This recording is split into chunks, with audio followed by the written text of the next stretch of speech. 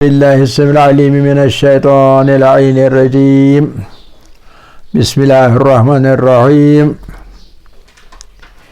الحمد لله رب العالمين. وصل يا ربي على محمد وآله الطاهرين. اللهم صل على محمد وآل محمد وعجل فرجهم وعجل لوليك الفرج يا كريم واجعل فرجنا بفرجه يا أرحم الراحمين. توكلت على الله العظيم. رب اشرح لي صدري ويسر لي أمري واحلل عقدة من لساني يفقهوا قولي. رب يسر ولا تعسر وتمم بالخير. آمین یا رب العالمین. عزیزان گرامی، ہم نے نبوت کے سلسلے میں عصمت انبیاء کے موضوع کو تمام کیا، لیکن ہم ایک سٹیپ آگے چلتے ہیں اور ہمارا اعتقاد ہمارے فقہ کے اندر، ہمارے عقائد کے نظام کے اندر ہمارا اعتقاد یہ ہے کہ فقط یہ نہیں کہ ایک نبی کو گناہ گار نہیں ہونا چاہیے، بلکہ گناہ سے محفوظ ہونا چاہیے، پاک اور پاکیزہ ہونا چاہیے گناہ سے، بلکہ اسے غلطی اور اشتباہ سے بھی پاک ہونا چاہیے. یعنی ایک نبی جو ہوتا ہے وہ اشتباہ بھی نہیں کرتا ہے، خطا بھی نہیں کرتا ہے. ایک ہوتا ہے گناہ، دوسرا ہوتا ہے خطا. خطا گناہ نہیں ہوتا، خطا گناہ نہیں ہوتا ہے، لیکن خطا غلطی ہوتی ہے، لغزش ہوتی ہے، سہون، کوئی کام سہون غلط کیا، جان بوجھ کر نہ کیا. جان بوجھ کر جو کیا جائے اسے گناہ کہتے ہیں. جو جان بوجھ کر نہ کیا جائے، بے خبری میں ہو جائے، ایسے ہی دھیان نہ دینے کی وجہ سے ہو جائے کہیں غلط اور وہ گناہ بھی نہ ہو، اسے خطا کہتے ہیں. اور اس کا دوسرا نام ہے فارسی میں اشتباہ. اسے ہم کہتے ہیں اشتباہ ہو گیا. اشتباہ یعنی مشتبہ ہے معاملہ، یہ گناہ ہے یا نہیں ہے، اور یہ گناہ نہیں ہوتا ہے، یہ خطا ہوتی ہے. جیسے ہم آج کل نکلا ہے، آج کل نہیں ہمیشہ سے، ایک جماعت لوگوں کی کہتے ہیں فلانی نے غلطی کی، کہتے ہیں یہ خطائی اجتہادی ہے. اسے یہ اپنی جگہ جان بوجھ کر اس نے یہ غلطی نہیں کی، یہ خطا ہو گئی. اس نے اپنی جگہ سوچا ٹھیک ہے یا نہیں ہے، اجتہاد کیا، اور یہ خطائے اجتہادی ہو گئی، جان بوجھ کر نہیں کیا. تو ہم یہ کہتے ہیں کہ نبی اور امام جو ہوتا ہے وہ خطا بھی نہیں کرتا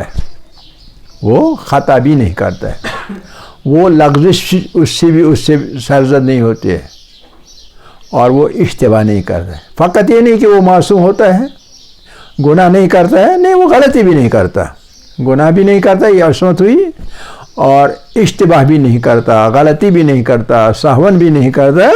یہ اضافہ ہے ہمارے پاس نبوت اور امامت کے درجے میں. یعنی جو کوئی نبی ہوگا یا امام ہوگا وہ تو گناہ سے پاک ہے ہی، لیکن اس کے علاوہ اس سے غلطی بھی نہیں ہوتی ہے، اس سے سہو بھی نہیں ہوتا ہے، سہون بھی، خطا نہیں ہوتے، اشتباہ نہیں ہوتا. سمجھ آ گئی بات؟ یعنی اشتباہ، خطا یا غلطی سے بھی نبی پاک ہوتا ہے. یعنی نبوت میں دوسرا درجہ، بلکہ یہ زیادہ ہی بڑا درجہ ہے، زیادہ اونچا درجہ ہے عصمت کے بعد، یہ خطا بھی نہیں کرتا. ٹھیک ہے کہ ایسا کیوں ہے؟ ایسا کیوں کریں؟ ایسا آپ کو معلوم ہونا چاہیے. ایک ہوتا ہے واقعہ، ایک ہوتا ہے واقعہ. کیا ہوا جی؟ ایک واقعہ پیش آیا، ادھر سڑک پر، اور ہم ایک دم سے اٹھے، کیا ہو گیا؟ اس کو واقعہ کہتے ہیں. ایک واقعہ، یہ کچھ پہلے ہو گیا اور نتیجے میں یہ ہو گیا، یہ نتیجے میں ہو گیا. جب یہ واقعہ ہوتا ہے خود بخود تو نہیں ہوتا ہے نا. یہ درس کون سا ہے؟ درس نمبر؟ کوئی بات نہیں، وہ بھی کریں گے جب وہاں لکھوں گا تو سمجھے، بات سمجھے. ایک واقعہ ہوتا ہے، واقعہ ہوا زلزلہ ہو گیا. یہ زلزلہ اچانک ہو جاتا ہے؟ نہیں، اس سے پہلے دھیرے دھیرے 2-4 مرحلے آ جاتے ہیں، ان کے نتیجے میں یہ ہو جاتا ہے، ٹھیک ہے کہ نہیں؟ اب یہی زلزلہ یا یہی واقعہ جب ان چیزوں پر بھی نظر ہو تو اس کو واقعیت کہتے ہیں، واقعیت، سمجھ گئے؟ واقعہ اور واقعیت اگر آپ سمجھ گئے تو پھر ٹھیک ہے، پھر بہت اچھی بات ہے۔ علم الکلام کے اندر ہم درس نمبر 169 پر ہم نے کہا کہ واقع ایک چیز ہوتی ہے، واقعیت دوسری چیز ہوتی ہے، صحیح؟ عام انسان جو ہوتے ہیں انہیں واقع پر نظر ہوتی ہے، اس پر نظر نہیں ہوتی۔ واقع جو ہے اس کے جو تمہید ہے اس تمہید پر نظر نہیں ہوتی، لیکن کچھ لوگ ایسے ہوتے ہیں ان کی واقعیت پر نظر ہوتی ہے، یعنی ایک تو ان کو واقع پر نظر ہوتی ہے، واقع کے تمہید پر بھی نظر ہوتی ہے۔ مبتدیات، واقعہ اور اس کے مبتدیات یعنی پہلے جو لازمی چیزیں ہیں، سمجھ گئے؟ مقدمات، جیسے نماز ہے، نماز ایک کام ہے، نماز واجب ہے کہ نہیں ہے؟ اچھا، نماز پڑھنے کے لیے ہم کیا کرتے ہیں؟ پہلے وضو کرتے ہیں، وضو کرنا اس سے پہلے، یہ وضو نماز کے لیے مقدمہ ہے، لیکن کوئی نماز نہیں ہو سکتی ہے بغیر تطہیر کے، بغیر طہارت کے، اور طہارت کو ہم وضو کہتے ہیں، ٹھیک ہے کہ نہیں؟ یہ مقدمہ ہے۔ اسی طرح ہر واقعہ میں ایک مقدمہ ہوتا ہے، اور مقدمے پر کسی عام طور پر کسی واقعے پر نظر ہوتی ہے عام لوگوں کی، لیکن جو اس کا مقدمہ ہوتا ہے، مبتدیات ہوتے ہیں پہلے، پری کنڈیشنز پر نظر نہیں ہوتی۔ لیکن کچھ لوگ ایسے ہوتے ہیں جو کہ عالم ہوتے ہیں، ان کی پری کنڈیشنز پر بھی نظر رہتی، یہ واقعہ پیش آیا، کیوں آیا؟ پھر جب پولیس کے پاس کوئی واقعہ چلا جاتا ہے وہ اس کی تفتیش کرتے ہیں، یہ قتل ہوا کیسے ہوا، کس نے کیا، کیوں کر کیا، قتل کرنے کا مقصد کیا تھا، قتل کرنے میں کون سا آلہ استعمال ہے، پیچھے جاتے ہیں، تفتیش کرتے ہیں۔ لیکن وہ کب؟ وہ جب ان کے پاس کیس جائے تب تک نہیں، لیکن جب کوئی واقعہ ہوتا ہے، کچھ لوگ ایسے ہوتے ہیں ان کو تفتیش کرنے کی ضرورت پیش نہیں آتی ہے، وہ واقعہ کو دیکھتے ہیں اپنے مقدمات کے ساتھ، اس چیز کو واقعیت کہتے ہیں، ٹھیک ہے؟ اچھا، اب نبی جو ہوتا ہے، نبی کا کیا کام ہوتا ہے؟ نبی کا کام ہوتا ہے کہ جو واقعیت ہے اس پہ نظر رکھے، جو واقعیت ہے اس پہ نظر رکھے۔ ان کے پاس اللہ کی طرف سے ایک خاص حس دی گئی ہوتی ہے، ایک سینسیشن، جیسے آپ کہتے ہیں 6 سینس، 5 سینسز اور ایک 6 سینس ہے، اور وہ 6 سینس ایک دم سے پہچانتے کیا ہوا، کیسے ہوا، کیوں کر ہوا، ہے کہ نہیں؟ وہی ایک سینس ہوتی ہے نبیوں کے پاس کہ وہ واقعیت پہ نظر رکھتے ہیں، واقع پر نظر نہیں رکھتے ہیں۔ سمجھ گئی بات؟ اگر آپ سمجھ گئے بات تو پھر آپ کے ذہن میں ایک دم سے آ جائے گا، چونکہ ایک نبی کو واقعیتوں پر نظر ہوتی ہے، واقعیتوں پر نظر، ایک واقعہ نہیں، واقعیتوں پر، اس کو جن لوگوں کو درس دینا ہے، جن لوگوں کی ہدایت کرنی ہے، ان تمام لوگوں کے تمام چیزوں پر نظر ہوتی ہے، واقعیتوں پر نظر ہوتی ہے۔ تو چونکہ واقعیتوں پر نظر ہوتی ہے اس لیے ان سے خطا نہیں ہوتی ہے۔ ہم سے خطا کیوں ہوتی ہے؟ کیونکہ ہم ایک واقعہ کو دیکھتے ہیں بالکل الگ کر کے اس کے مقدمات سے، اس کے مقدمات پہ نظر نہ رکھ کر ہم کوئی کام کرتے ہیں، کچھ کرتے ہیں، نتائج کیا نکلیں گے، کیوں کر ہوا، کیا ہوا، تو اس پر نظر نہیں ہوتی۔ ایک شخص نے دوسرے شخص کو مارا، کیوں مارا؟ کیونکہ اس کے ذہن میں خیال تھا کہ اس کی پراپرٹی میں ہڑپ کر لو، ہے نا؟ اس طرح سے پہلے کچھ وجوہات ہوتی ہیں جن وجوہات کی وجہ سے کوئی کام کرتا ہے، جب ان کو واقعیتوں پر نظر ہوتی ہے لہذا ایک حص انہیں تمام واقعیتوں کے اندر جھانکنے میں مدد دیتے ہیں، اس لیے ان سے لغزش اور خطا نہیں ہوتی ہے۔ آپ سمجھ گئے کہ نہیں؟ لہذا 3 چیزیں ہوتی ہیں، ایک ہے فکر،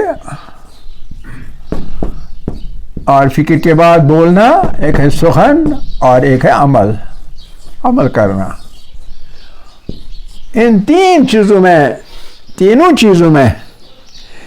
چیزوں پر ان کی نظر ہوتی ہے، اور تینوں چیزوں میں جب خطا نہیں ہوتی ہے تو اجتماعی جو کام ہے تو اس میں خطا بالکل نہیں ہوتی، لہذا ان کے یہاں لغزش اور خطا کا امکان نہیں ہوتا ہے۔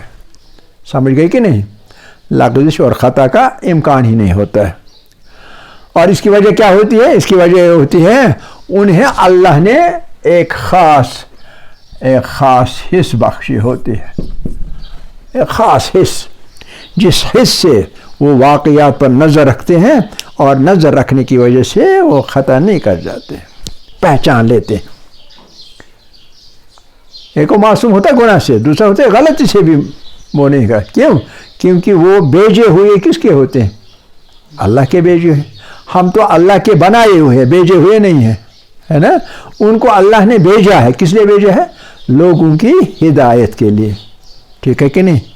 اب اگر ان سے خطا ہو جائے، خطا ہمارا مطلب کیا ہے؟ ہمارا مطلب ہے اشتباہ نہیں ہوتا، نبی سے اشتباہ نہیں ہوتا، خطا نہیں ہوتا، لغزش نہیں ہوتی، اور غلطی نہیں ہوتی، یہ سب چیزیں نہیں ہوتی ہیں۔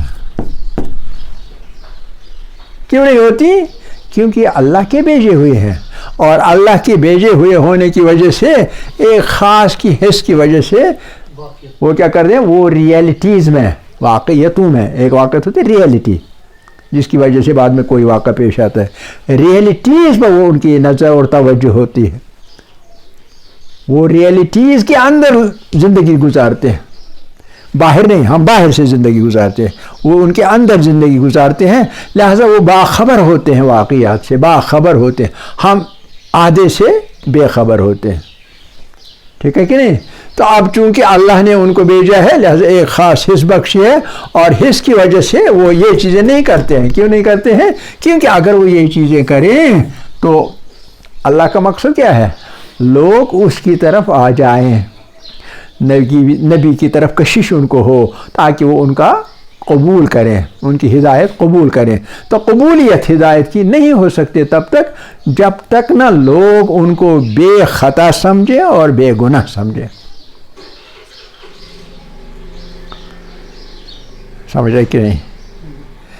بے گناہ بھی سمجھیں اور بے خطا بھی سمجھیں۔ وہ یہ سمجھے کہ جو کچھ ایک نبی کا فرمان ہے، نبی نے جو کچھ حکم دیا، یہ حکم بغیر حکمت نہیں ہو سکتا ہے، یہ حکم غلط نہیں ہو سکتا ہے، یہ حکم اشتباہ نہیں ہو سکتا ہے، یہ حکم خطا نہیں ہو سکتا ہے۔ جب نہیں ہو سکتا اس لیے مجھے قبول کرنا ہے۔ لہٰذا ان کی قبولیت کا دار و مدار ہوتا ہے کس چیز پر؟ اس چیز پر کہ یہ صرف اتنا نہیں کہ وہ معصوم ہوں، وہ گناہ نہ کریں، بلکہ اس چیز پر بھی کہ وہ جانے انجانے میں، جانے میں بھی اور انجانے میں بھی، دونوں صورتوں میں وہ غلط اور اشتباہ اور خطا اور لغزش نہ کریں۔ آپ بات سمجھ گئے؟ سمجھ گئے نا؟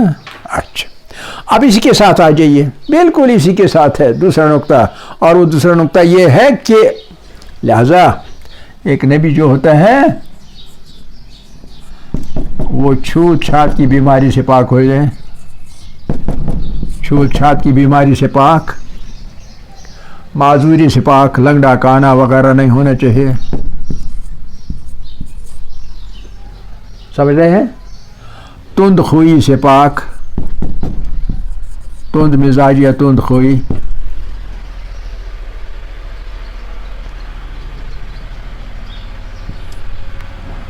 اور ہم یہ کہیں گے ترش روئی سے، ترش روئی ایک ایسا پر رعب، ایک رعب پڑتا ہے، آدمی اسے دور بھاگ جاتا ہے، تو ترش روئی، اسی کو ترش روئی کہے، ترش روئی، اس کا چہرہ سخت ہوتا ہے، آدمی اس کی طرف جاتا نہیں، ڈرتا ہے، خوف پیدا ہو جاتا ہے۔ تو یہ سب چیزیں ایک نبی میں نہیں ہوتی ہیں، اور ان کا بھی مقصد وہی ہوتا ہے کہ لوگ اس سے دور نہ ہو جائے، بلکہ لوگ اس کے قریب جانا پسند کریں گے. اور اسی میں بد اخلاقی بات جاتی ہے.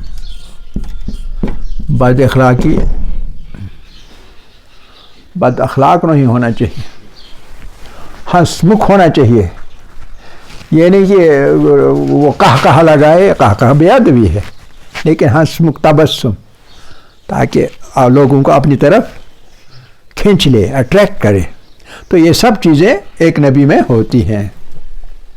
بات سمجھ آ گئی کہ نہیں؟ اب آگے ایک اور نقطہ، اور وہ نقطہ یہ ہے کہ دو نظام ہوتے ہیں.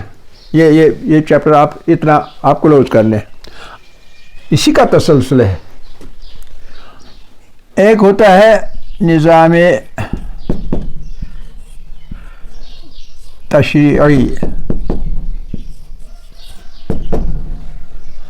نظام تشریعی. ایک ہوتا ہے نظام تکوینی. اس چیز کو آپ سمجھیں.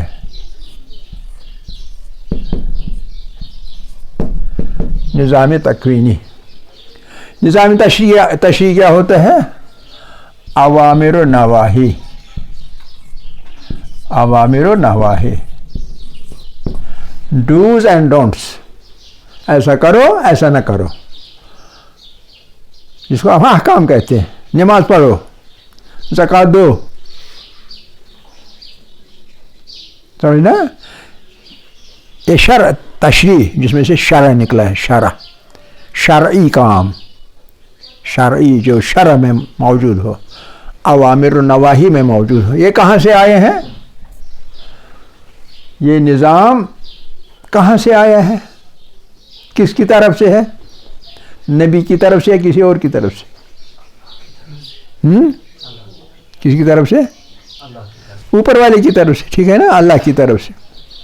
جب یہ اللہ کی طرف سے ہے، کس کے ذریعے ہے؟ نبی کے ذریعے. اب نبی یہ سب چیزیں ہونی چاہیے، یہ والی چیزیں نہیں ہونی چاہیے، یہ والی چیزیں نہیں ہونی چاہیے. اس کے الٹ ہونا چاہیے، تاکہ لوگوں کو اپنی طرف کھینچ سکے، اٹریکٹ کر سکے. کیوں کر سکے؟ تاکہ جب وہ نظام تشریع پیش کرے، تبلیغ، نظام تشریع اس کو پیش کرنا ہے، یعنی تبلیغ اس کو کرنی. تبلیغ، اسی کو تبلیغ کہتے ہیں، نظام تشریع پیش کرنا. نظام تشریع پیش کرے گا تو اس کی جو شخصیت ہوگی وہ ایسی ہونی چاہیے کہ سننے والوں کو ایک دم سے اس کے اوامر نواہی پر یقین آ جائے، وہ اس طرف چلے آئے، وہ قبول کر لیں. یعنی اوامر کو قبول کریں، یہ نواہی ہے اس کو بھی قبول کریں، تاکہ وہ ان سے دور رہیں. منع جن چیزوں کا ہے اس سے دور رہیں. ٹھیک ہے کہ نہیں؟ تو اب یہ سب چیزیں تبلیغ میں وہ کامیاب تب ہو سکتا ہے جبکہ نظام تشریع، قاری رسالت جو ہے، قاری رسالت اس کو دیا جا سکتا ہے جس میں یہ سب چیزیں نہیں ہوں. قاری رسالت، تبلیغ کیا ہے؟ تبلیغ ہے قاری رسالت. قاری رسالت، رسالت کا کام. قاری رسالت اللہ کسی ایسے شخص کے سپرد نہیں کر سکتا ہے جو نمبر 1 گناہ گار ہو گئی، عصمت کی بات، اور اس کے علاوہ نمبر 2 اس سے بھی زیادہ اہم، اس سے زیادہ اہم یہ کہ ان چیزوں سے بھی پاک ہو. اور پھر اس میں اس کا کوئی قصور نہیں، لیکن ان چیزوں میں یہ چیزیں بھی اس میں نہ ہوں. ٹھیک ہے نا؟ تبھی اس کا قاری رسالت جو ہے وہ کامیابی کی منزل کو چھو جائے گا. کلیئر؟ آپ دوسرا نظام، اور اسی کو ہم کہتے ہیں جو یہ نظام تشریع ہے، نظامی تشریع کو ہی ہم کہتے ہیں کبھی کبھار. جیسے مہاتما بدھ کی کیا تعلیمات تھیں، ہمارے پیغمبر کی کیا تعلیمات ہیں، ان کو ہم تعلیمات کہتے ہیں عام لفظوں میں. یعنی عام لفظ جو ہے تعلیمات، تعلیمات ہوتا ہے نظام تشریع، اوامر و نواہی. ٹھیک ہے کہ نہیں؟ تعلیمات، انہیں ہم تعلیمات کہتے ہیں.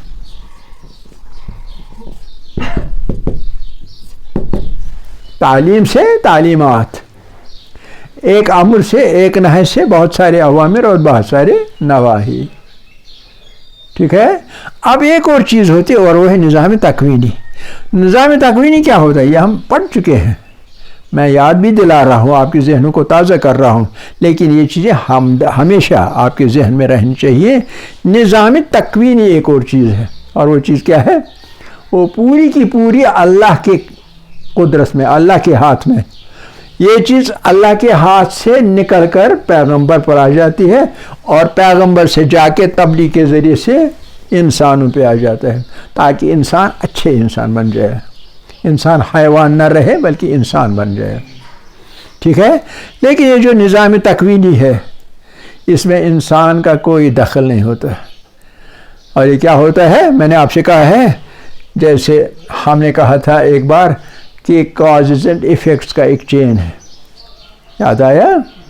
کاز ایفیکٹ ایک چین ہے. اس کو ہم نے کہا تھا اس کو ایک نام دیں گے.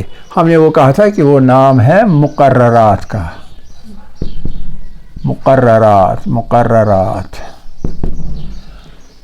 مقرر کیا ہوا قاعدے اور قوانین اللہ کی طرف سے مقرر کی گئے ہیں تمام موجودات کے لیے. یہ مقررات جو ہے نظام تکوینی مقررات ہیں. اور مقررات کیا ہے اصل میں؟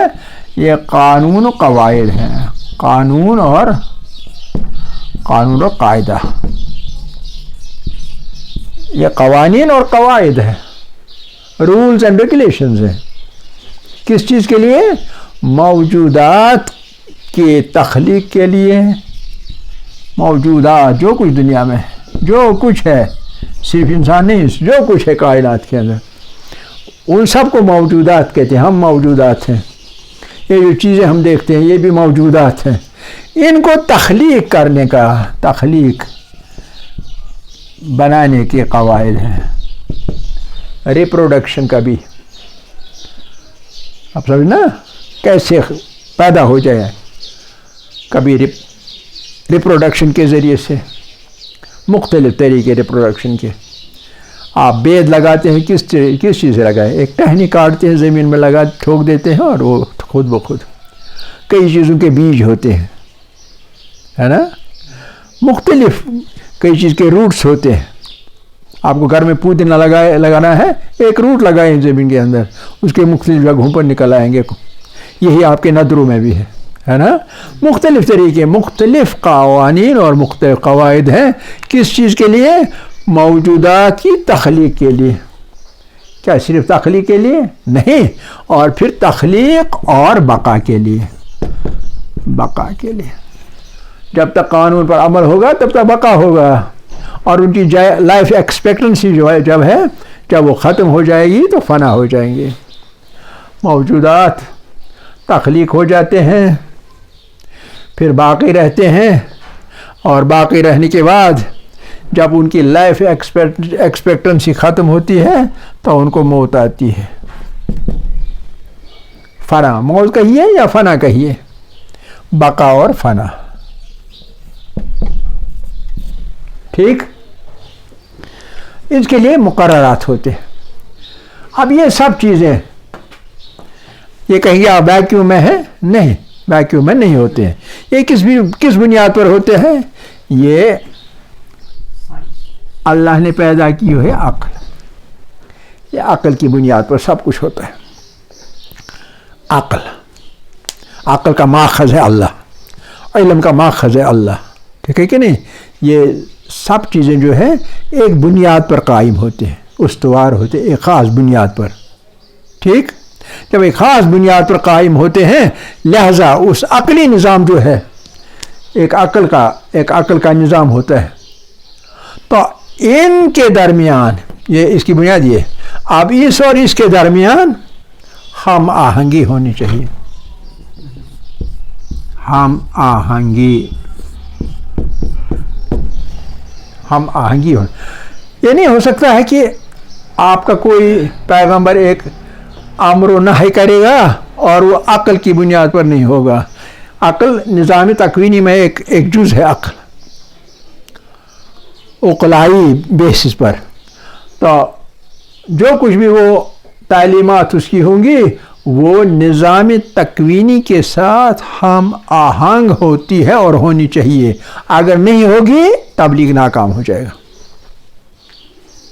وہ کوئی کہ ایسا فرمان دے گا جو فرمان عقلی پیمانوں پر اترتا نہیں ہے. جب عقلی پیمانوں پر اترے گا نہیں تو فیل ہو جائے گا. کچھ لوگ قبول کریں گے، کچھ لوگ قبول نہیں کریں گے، دونوں ایک ہی نتیجے پہ آ جائیں گے. اور نتیجہ مختلف ہونا چاہیے، لیکن اس میں جو قبول کریں گے ان میں بھی کوئی فرق نہیں پڑے گا، جو قبول نہیں کریں گے ان پہ بھی کوئی فرق نہیں پڑتا ہے. سمجھ رہے ہیں کہ نہیں؟ تو یہ ہماری بحث ہو گئی کس بارے میں؟ نبی اشتباہ اور غلطی بھی نہیں کرتا ہے. کیوں؟ کیونکہ ان کے ہاں اللہ نے ایک خاص حص دی ہوئی ہوتی ہے، جس حص کی وجہ سے وہ واقعیتوں کے بیچ میں زندگی گزارتا ہے. واقعیتوں پر اس کی نظر ہوتی ہے اور اس میں اس کو پورا معلوم ہوتا ہے کہ نظام تشریعی میرے ذمہ ہے اور نظام تشریعی نظام تکوینی کی بنیاد پر مجھے آگے لے جانا ہے تاکہ لوگ اس کی طرف متوجہ ہوں، اس کی طرف کشش ان میں پیدا ہو جائے گی اور وہ قبول کریں گے. قبولیت کی شرط یہ ہے کہ نبی میں یہ سب چیزیں ہونی چاہیے. صحیح ہے. والحمدللہ اولا و آخر و ظاہر و باطن.